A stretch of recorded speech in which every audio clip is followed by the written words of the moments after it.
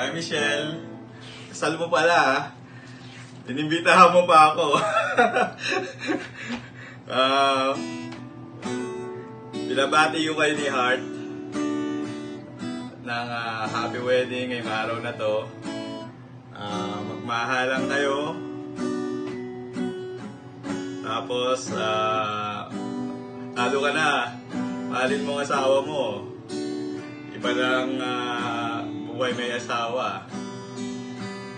Huwag kayo magkakasakit. Tapos, magkakaanak na kayo. Magiging sentro na yan ng mundo ninyo. So, normal lang din yung nag-aaway. Pero, napapag-usapan naman yan. Magbigla-bigla mga desisyon. Tapos,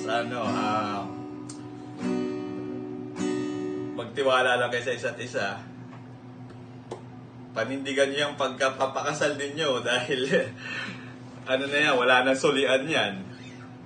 So, binabati ko uli kayo and salamat sa imbitasyon mo. Okay, sige, kita na lang tayo. Bye!